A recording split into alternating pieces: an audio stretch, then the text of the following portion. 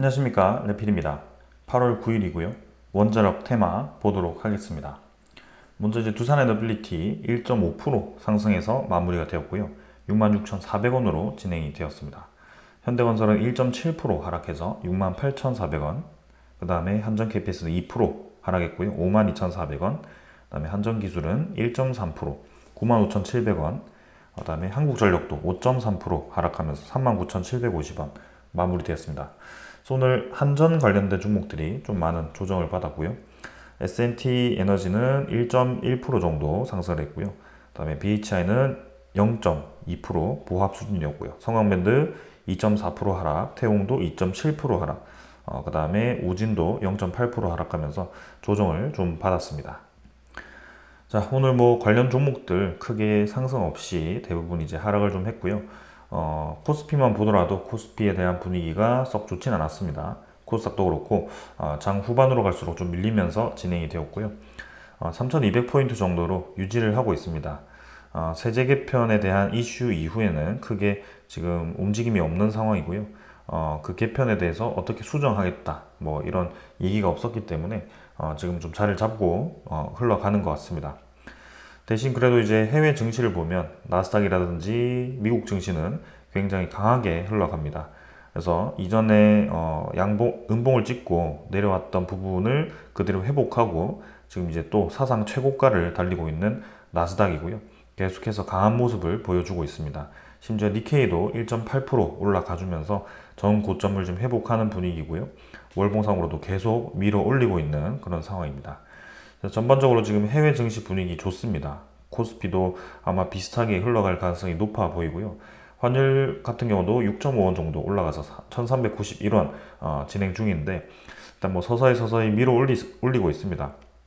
그러나 이러한 것들은 우리가 이전에는 좀 이제 환율이 굉장히 1,400원 넘어가면은 좀 위험하다라는 리스크 신호로 좀 많이 활용을 했었는데 최근에는 미국의 고금리가 굉장히 오랫동안 유지가 되었고 그 고금리가 이제는 좀 일상화가 되었습니다. 그래서 1,400원이 뭐 1,100원 하다가 갑자기 올라간 이 시점에는 상당히 타격이 컸는데요. 지금은 이제 1,400원이 유지된 지 꽤 오래되었기 때문에 어떻게 보면 경제에 대한 체질들이 이 가격대에 맞춰져 있다라고 볼 수가 있겠습니다.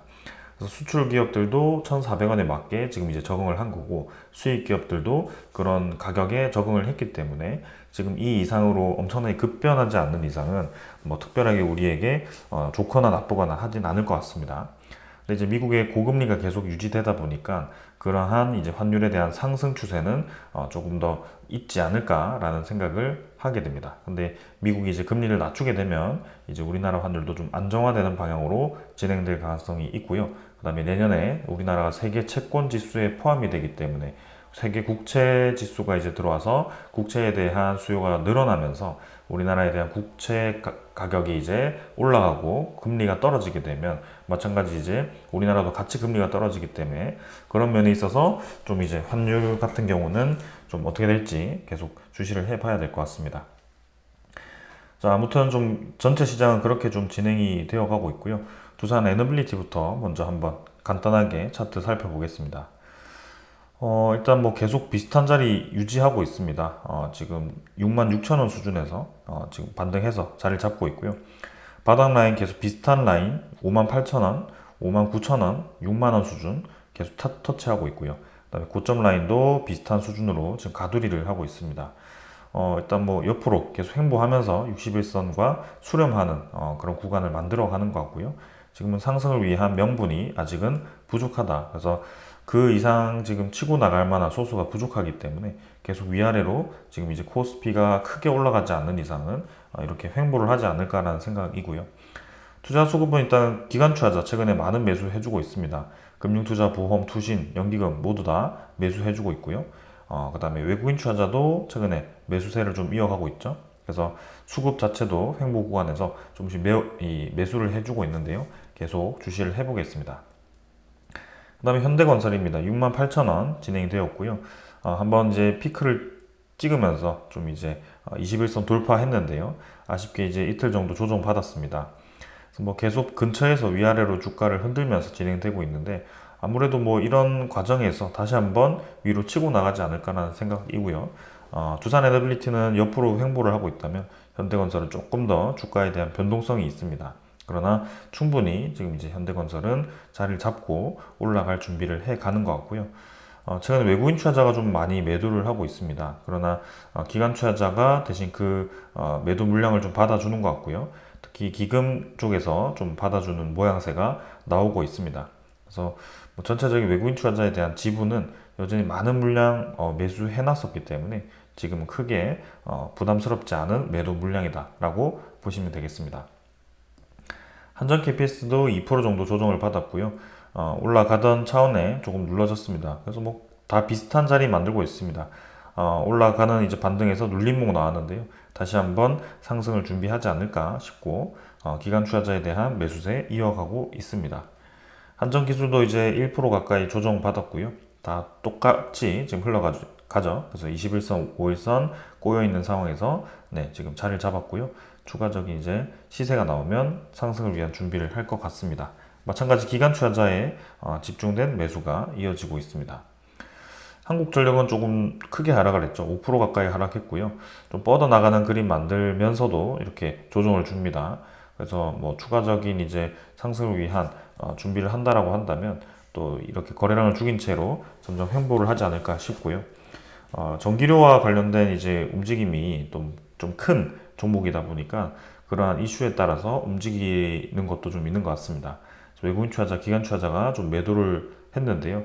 일단 향후 이제 이 움직임은 계속해서 주시를 해 보겠습니다. 다음은 S&T 에너지 550원 반등했고 투자 경고 종목입니다. 아직 투자 경고이기 때문에 크게 지금 힘을 주지 않는 것 같고 21선을 위로 올리면서 계속 비슷한 자리 위아래로 흔들고 있습니다. 그러나 뭐 이러한 수렴 구간 이후에 다시 한번 거래량을 붙이면서 힘을 줄 가능성이 저는 커 보인다라고 생각이 되고요.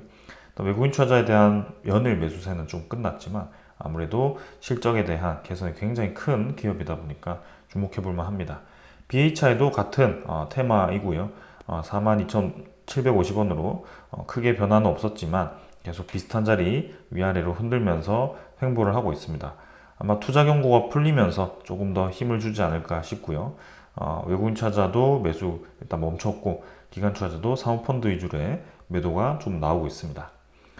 성원밴드는 최근에 좀 올라가다가 조선에 대한 테마 조정으로 같이 좀 하락을 한 것 같습니다. 그리고 실적 발표가 좀 있었는데요. 익률이 조금 깎이면서 이렇게 마이너스가 나왔습니다. 관세에 의한 영향이 좀 있었던 것 같고, 근데 성원밴드도 이제 향후 대형 플랜트에 대한 그런 이 실적이 또 수주가 나오게 되면 그런 익률을 회복할 수 있는 기회가 있기 때문에 충분히 괜찮다라고 생각이 되고요. 윗골이 빠르게 이제 메워주면서 마무리되었습니다. 그래서 비슷한 자리 또 위아래로 흔들고 있는데요. 아무래도 같이 움직일 때 좀 힘을 주면서 전고점 탈환을 위한 준비를 하지 않을까 싶습니다. 기관 투자자의 많은 매수가 좀 있었습니다. 투신, 연기금, 그 다음에 보험. 최근에 확실히 기관 투자자가 이 성공밴드를 매수를 이어가고 있고요. 외국인 투자자는 좀 쉬어가는 모습입니다. 태용도 이제 2.7% 정도 하락을 했고요. 이제 시세를 좀 주는 듯 했습니다. 거래량 조금 실으면서 윗골이 길게 뻗어 나갔었는데요. 근데 다시 눌러지면서 그 안으로 다시 들어오게 됩니다. 주가는 계속 비슷하게 계단식으로 횡보하는 그런 모습이고요. 아래로 한번 뺐다가 위로 한번 치고 나갔다가 이런 식으로 좀 흔들고 있습니다.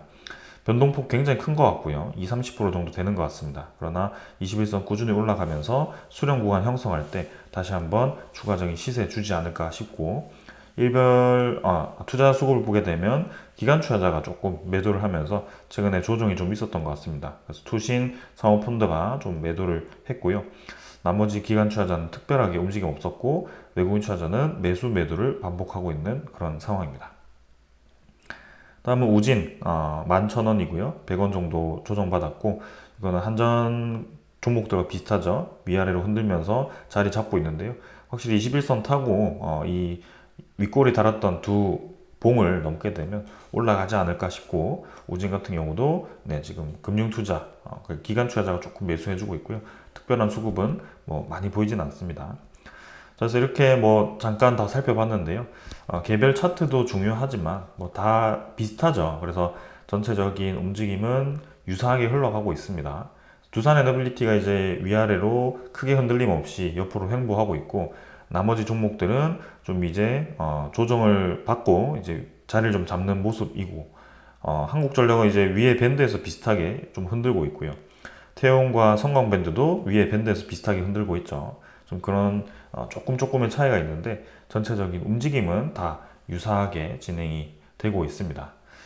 자, 그럼 우리에게 중요한 것은 지금 이제 개별 종목의 차트보다도 전체적인 이제 시황, 그러니까 시황에 의해서 이 전력 테마, 특히 원자력 관련 이 수요가 계속 있는지, 그게 이제 중요하게 될 것 같고요. 그걸 우리가 좀 이제 장기적으로 접근할 필요가 있다라고 생각이 됩니다.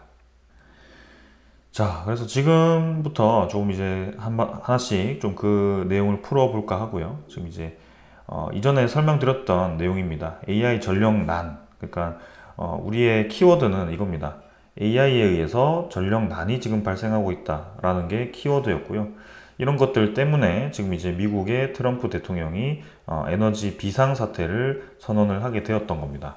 그러면서 에너지에 대한 수요가 이제 늘어나니까 그 기자재라든지 플랜트 건설을 할 수 있는 역량이 되는 국가들을 찾게 된 거고, 그 중에 이제 동맹 국가인 한국에게 수요가 몰리게 되는 겁니다.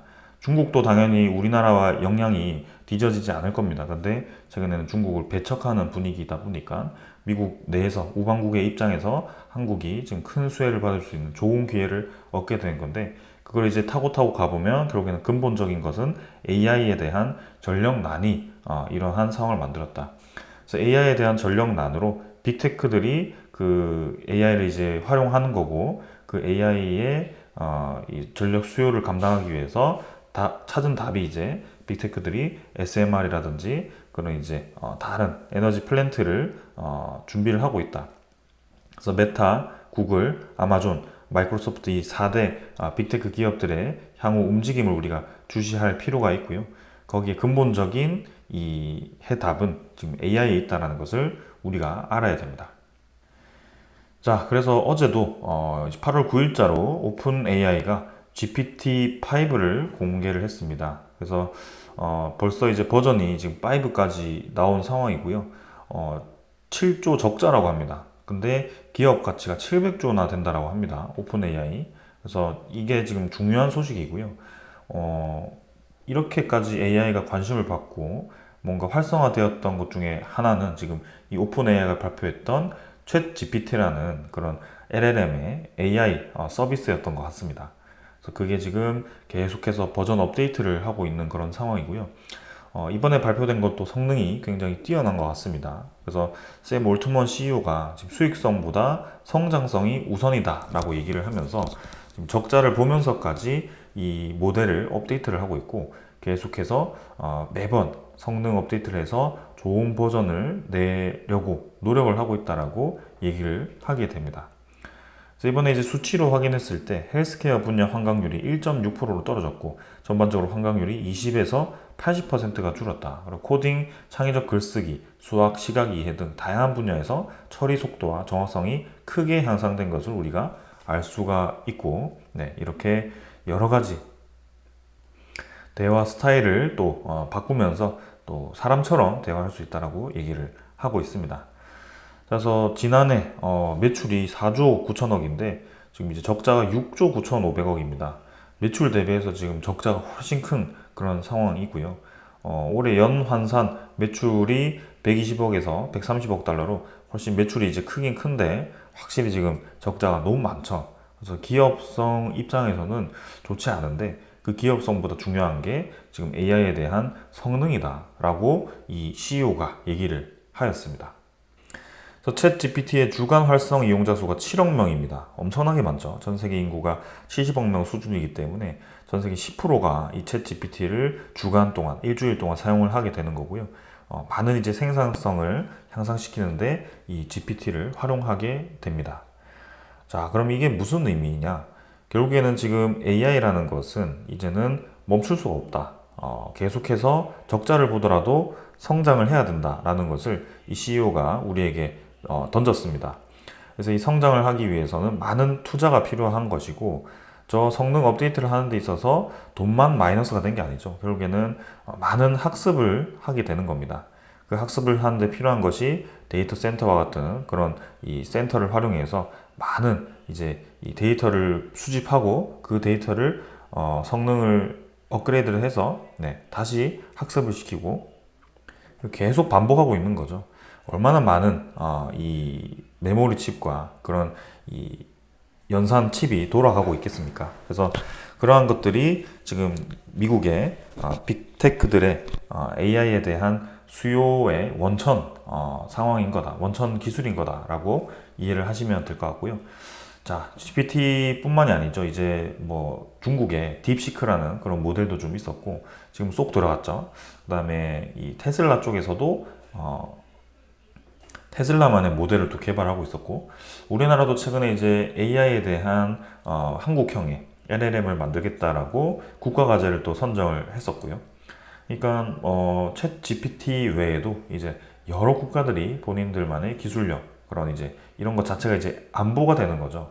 AI도 이제 각 국의 기술력을 요하게 되는 상황이 벌어지고 있는 겁니다.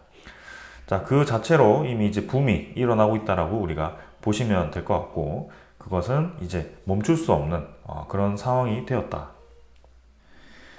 자, 근데 그 AI라는 것이 단순히 우리에게 전력에 대한 수요만 증가시키는 상황이 아닙니다. 이 AI가 활용됨으로써 지금 역설적인 상황이 또 생깁니다. 빅테크가 분명히 지금 AI에 대한 수요가 늘어나고 AI에 대한 활용도가 높아지면서 일감이 많아졌을 텐데 그게 오히려 지금 10만 명을 지금 해고하는 그런 상황이 만들어졌는데요. AI가 향후 5년 내에 초급 사무직 절반을 대체할 것이다라는 얘기가 나왔습니다. 자, 올해 들어서 구글, 메타, 마이크로소프트 등 미국의 주요 기술업에서 10만 명이 넘는 인원 감축이 이루어졌다.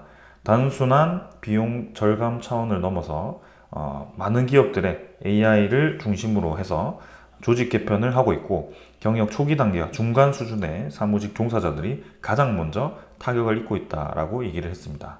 그래서 단순 반복 노동 직무뿐만이 아니라 전문 지식 기반 직무까지 대체를 하면서 노동시장 전반에 구조적인 충격이 가해지고 있다라고 얘기를 하고 있습니다. 그래서 실업률이 이게 10에서 20%까지 오를 수 있다라고 얘기를 하게 되네요. 참, 이게 기술의 발전과 기술이 높아지면서 실업률이 같이 높아지는 지금 그러한 상황이 벌어진 거고요.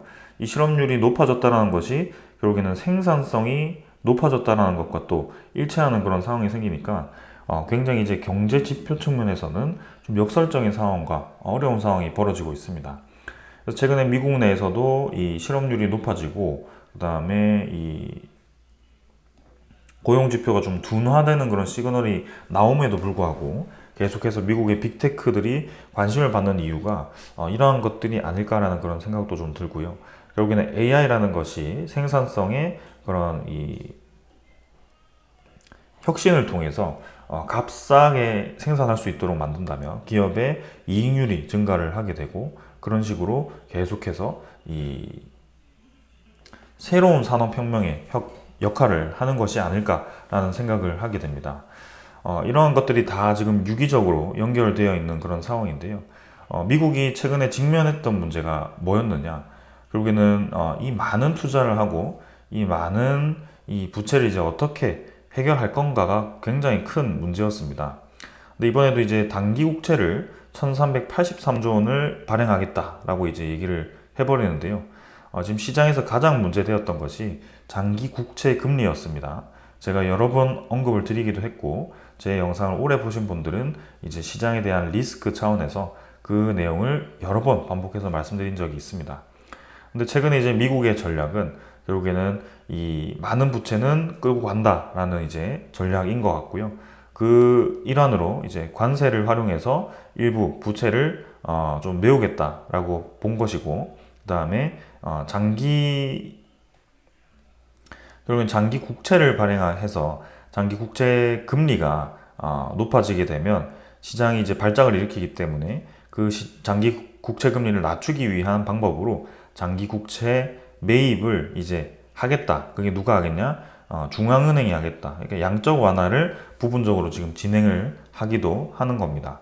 대신 이제 이 국채 발행은 장기를 하게 되면 국채 가격이 떨어지면서 장기 국채 금리가 높아지기 때문에 단기 국채를 발행을 하되 단기 국채 금리가 그럼 높아질 수 있겠죠. 근데 그거는 다른 수요로 이 단기 국채에 대한 금리를 안정화시키거나 혹은 이제 파월 의장과 같은 그런 사람들을 압박해서 기준금리를 낮추겠다라는 그런 얘기를 또 하게 됩니다. 그래서 어떻게 보면 부채 돌리기를 계속하고 있는 그런 상황 속에 결국에는 AI라는 이것을 활용해서 이제는 생산성을 혁신하고 그 다음에 전체적인 시장에 대한 생산성을 완전히 이제 크게 만들어서 이 더 큰 성장을 이루겠다라고 얘기를 하는 거고요. 어떻게 보면 이제 인플레이션을 유도하는 것 같기도 합니다. 그래서 지금 이 상황을 봤을 때는 결국에는 시장이 계속 올라갈 수밖에 없는 방향으로 지금 향해 가고 있는 건 아닌가라는 생각을 하고 있고요. 부채를 터트리는 것이 아니라 부채를 줄이기 위해서 시장에 어느 정도의 충격을 주는 게 아니라 이거는 이제 부채를 부채로 막겠다 혹은 생산성의 확대로 막겠다라고 얘기를 하면서 계속해서 시장의 유동성을 공급하려는 전략으로 좀 보여집니다. 자, 그렇게 되었을 때는 다우 나스닥이 계속 올라갈 수밖에 없고 우리나라 시장을 비롯해서 해외 시장들도 다 올라갈 수밖에 없고요. 이렇게 이제 시장의 유동성이 공급되면 결국에는 부작용이 인플레이션인데요. 그 인플레이션은 이제 생산성의 혁신으로 막겠다. 이러한 전략인 것 같습니다. 그게 어찌 되었던 간에 결국에는 우리 입장에서는 시장이 지금 이 돈 가치가 떨어진다고 했을 때는 주식 시장 자체가 올라갈 수밖에 없다라고 또 생각이 될 수 있고 그 외에 이제 이 시장이 올라갔을 때 다 같이 이제 올라갈 수도 있겠지만 지금 가장 주목받고 있는 이 AI에 관련된 전력 관련 종목들이 힘을 받을 가능성이 크다라고 또 생각이 되기 때문에 다시 이렇게 영상을 찍고 있는 겁니다. 자, 그래서 이러한 스토리를 좀 이해를 하고 우리가 이 상황을 좀 지켜봐야 될 것 같고요. 우리나라 국가가 특히 이 기업들이 정말 이제 절호의 찬스를 수십 년 만에 오는 절호의 찬스를 잡은 게 아닌가라는 그런 생각도 좀 하게 됩니다. 자, 그래서일까요? 이제 우리가 우려했던 그런 이제 현재 정부의 좀 이제 신재생에너지에 쏠린 그런 정책을 이제 우려를 했었는데 최근에 확실히 좀 이 양쪽으로 잘 분할을 해서 진행을 하는 듯한 느낌이 듭니다. 그래서 이번 정부에서도 지금 친원전에 대한 행보 아주 쏠리진 않았지만 그래도 배제하지 않고 있고요. OECD와 공동으로 이제 신원전 로드맵 컨퍼런스를 이제 9월에 파리에서 개최를 하게 된다라고 합니다. 그래서 우리나라 국가에 대한 원자력 발전 수출에 대한 역량을 충분히 인지를 하고 있는 것 같고요. 이것을 위해서는 국내에서는 탈원전을 하기보다는 국내에 이제 제조 시스템을 유지할 수 있도록 어느 정도의 비중을 유지를 하고 그다음에 그런 기업들이 수출을 잘 할 수 있도록 이렇게 지원을 해주는 것이 중요한데 지금 좀 그런 방향으로 잘 가고 있는 것 같습니다.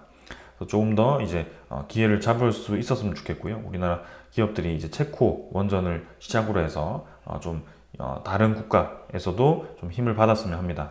그래서 이번에 이제 베트남 서열 1위가 10일 그죠? 일요일이네요. 일요일에 방한을 하게 되고요. 3박 4일의 일정으로 이제 논의를 하게 됩니다. 원전 수주를 한다라는 건 아닌데요. 주요 안제로 원전이 들어가 있기 때문에 이 베트남 시장과 함께, 베트남 서열 1위와 함께 어떤 내용을 또 나눌지 지켜보도록 하겠습니다. 인투원 원전이 올해 안에 이제 좀 결정되도록 베트남에서도 분주하게 진행을 하고 있기 때문에 어떤 구체적인 향후 방향에 대해서 제시를 하지 않을까라는 그런 기대감이 있습니다. 자, 그리고 이제 미국의 제조업 르네상스를 위해서 이제 우리나라가 많은 대미 투자를 약속을 했었죠. 그래서 이번에도 이제 우리나라 내에서 그 관련된 추가 논의를 좀 진행을 한 것으로 보여지고요. 지금 한미가 이제 조선 자동차 반도체 이렇게 이 썸네일에는 원전이 없긴 하지만 결국에는 지금 2차 전지 원전 바이오가 같이 포함이 되어 있습니다. 그래서 거기에 대해서 이제 향후 어떻게 투자를 할지 그런 내용을 계속 논의를 하고 있는 것 같고요. 특히 행정명령으로 원전에 대한 확대를 주문한 상황이기 때문에 우리나라의 원전 건설 역량이 결국에는 미국에서도 활용될 가능성이 굉장히 높아 보인다라고 생각이 됩니다. 이번에도 이제 이슈가 되었던 것이 이 달, 그죠? 달에 러시아와 중국이 패권을 위해서 SMR을 건설한다라는 얘기가 나오니까 이제 미국도 해야 된다라고 얘기가 나왔고요. 미국은 사실 원천 기술만 가지고 있을 뿐 최근에 이제 제조 역량이 많이 떨어지죠. 그래서 트럼프가 제조 부활을 위해서 진행을 하고 있긴 하지만 값싼 인력이 아니고 GDP가 굉장히 높고 1인당 GDP도 높은 상황이기 때문에 인건비 자체가 높은 국가입니다. 그래서 낮은 인건비를 받고 미국에서 일할 수 있는 사람이 과연 있을까? 왜냐하면 그만큼 이제 높은 인건비가 있는 국가는 물가가 그만큼 비싸거든요. 지금 우리나라 이 식비보다 미국 가면은 거의 한 두세 배는 받을 텐데 우리나라 버는 수준으로 지금 미국 가서 생활할 수가 있을까? 그렇지 못하겠죠. 그렇기 때문에 건설사라든지 뭐 그런 공장을 가동하는 사람들의 입장에서는 당연히 인건비가 비쌀 수밖에 없습니다. 그래서 제조 경쟁력이 나올 수가 없는데 그것을 일단 미국 내에서는 고집을 하고 있는데요. 아무튼 초반에는 지금 우리나라가 도와줄 수밖에 없습니다. 그래서 그러한 점을 봤을 때 SMR 원전은 당연히 지금 한국의 기술력이 포함될 수밖에 없고, 그럼 이제 이 건설 역량이 있는 건설사들과 그 다음에 그 안에 들어가는 단조, 이런 기자재를 생산하는 각 중견기업들, 대기업들이 다 관심을 받을 거고, 그리고 이제 전력에 들어가는 이 변압기라든지 전선이라든지 이런 것들이 이제 계속해서 관심을 받겠죠. 그래서 그러한 종목들을 우리가 꾸준히 지금 주시를 하고 있는 거고요. 사실 지금 봤을 때 주가가 좀 많이 올라왔습니다. 저희 이제 원래 기준대로라면 지금 이 원자력 테마는 사실 관심을 두지 않는 것이 맞다라고 생각이 되는데요. 이전에는 그랬습니다. 근데 지금 시장 상황이 돌아가는 것이 계속해서 이제 상승 방향으로 올라간다라고 했을 때, 그리고 그 핵심 포인트가 시장을 계속 상승으로 이끌고 있는 핵심 포인트가 AI, 그다음에 인플레이션 이런 것이라고 했을 때, 이러한 것들이 지금 주목을 받을 수 있는 게 지금 계속 조선, 방산, 원전이다. 근데 최근에 어젠가요? 방산을 보니까 좀 조정이 크게 들어왔죠. 리포트, 중립 리포트 내면서 방산은 이제 조정이 시작되었습니다. 근데 원전과 조선은 아직 시작하고 있기 때문에 계속해서 주시를 해볼 필요가 있고, 그 쏠림 수급이 지금 이제 삼성전자가 최근에 반도체 쪽으로 이제 수주를 좀 하면서 그쪽으로 약간 가긴 했는데, 결국에는 미국의 첨단 산업은 지금 AI, 그죠? 뭐 반도체도 포함이 될 수 있겠죠. HBM 같은 거. 근데 지금 에너지 중요합니다. 그리고 이 조선도 지금 미국 국력 입장에서 중요하기 때문에 계속 주목을 받을 것 같다. 자, 그런 면에서 계속 이 페이지에 있는 종목들 우리가 주목해 봐도 될 것 같고요. 1년, 2년 할 게 아닐 것 같네요. 지금 보니까 전체적인 움직임이 상당히 강해 보입니다. 그래서 우리가 기억하고 있는 이 2007년의 움직임이 정말 이제 재현될 수도 있겠다라는 생각이 좀 들었고요. 과연 이제 이 횡보하는 구간 동일하게 지금 진행이 되고 있는데요. 이 이후에 한번 피날레를 찍으러 갈 것인지 그런 것들을 한번 주시를 해보겠습니다. 목표 주가 이미 10만 원까지 제시되어 있는 상황이고요. 네, 추가적인 힘을 받을지 한번 시작되면 정말 말리지 못하는 그런 힘을 받았기 때문에 충분히 지금 주목해 볼 만하다라고 생각이 됩니다. 자, 여기까지 하겠습니다. 감사합니다.